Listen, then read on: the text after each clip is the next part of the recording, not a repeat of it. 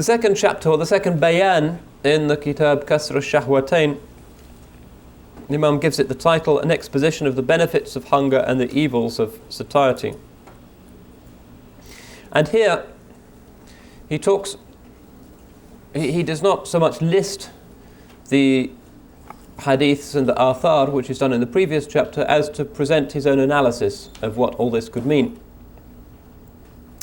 So he says, now you may ask, this great merit which attaches to hunger, from what thing does it proceed, and what reason is there for it? For hunger comprises nothing more than hurting the stomach and enduring torment. And if there be reward in such things, then man should be rewarded generously for every hurt which he sustains, including blows which he inflicts upon himself, cutting his own flesh, swallowing loathsome objects, and similar actions.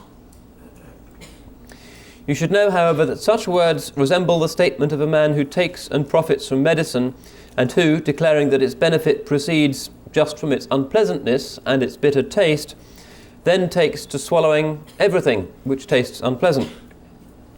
This is a mistaken attitude, for the benefit lies in a special property which is present in the medicine, not in its bitter taste. Just as the physicians alone are aware of this property, so too is the reason for the beneficial nature of hunger known only to the great scholars. Whoever makes himself hungry, having believed that the revealed texts which praise hunger must needs benefit, even if he does not know why it is beneficial, in the manner of the man who takes medicine and benefits without being told how it profits him. But despite this, we shall explain this matter for the benefit of those who wish to rise from the level of belief to that of understanding, because Allah has said that He will exalt those who believe amongst you and those who have knowledge to higher degrees. يَرْفَعُ اللَّهُ الَّذِينَ آمَنُوا مِنْكُمْ وَالَّذِينَ أُوتُوا الْعِلْمَ دَرَجَاتٍ. And then we see a particularly fine and acute example of the Imam's very methodical approach. I mentioned earlier that one of the reasons the ulama esteem the Ihya is that it is brilliantly set out and structured. That's why it's sometimes referred to as the great encyclopedia of Islam. You can look things up very quickly. And here he says hunger has 10 benefits. So he now proceeds to list them. First of these is the purification of the heart, the illumination of the natural disposition, and the sharpening of one's insight. This is the kind of experience that we have when we're fasting. For satiety, eating one's fill engenders stupidity and a blindness in the heart, and increases the vapours of the brain to produce a form of intoxication, so that the sources of thought are repressed, and the heart finds it a burdensome thing to think and to perceive things with any rapidity. A child, when it eats too much, becomes unable to memorize things, and its mind is corrupted so that it becomes slow and dull-witted.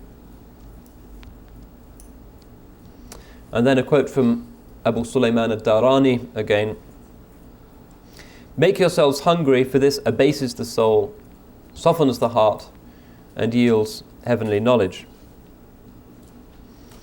And then a saying from Ibn Abbas, and we know, of course, as the cousin of the Rasul alayhi salatu wasalam and the great mufassir of early Islam. The Rasul alayhi salatu wasalam once said, the heart of whomsoever eats his fill and then sleeps will grow harder. Then he declared, there is a tithe, a zakat for everything, and the zakat of the stomach is hunger. Then a quote from Imam al-Shibli. This is Ibn Jahdar al-Shibli, a great Maliki alim, a pupil of Imam al-Junayd, lived in the early 4th century of the Hijrah, and known often for his ecstatic utterances and occasional eccentric behavior. I've never hungered for a single day without beholding in my heart an open door of wisdom and an ability to be admonished which I had never seen before.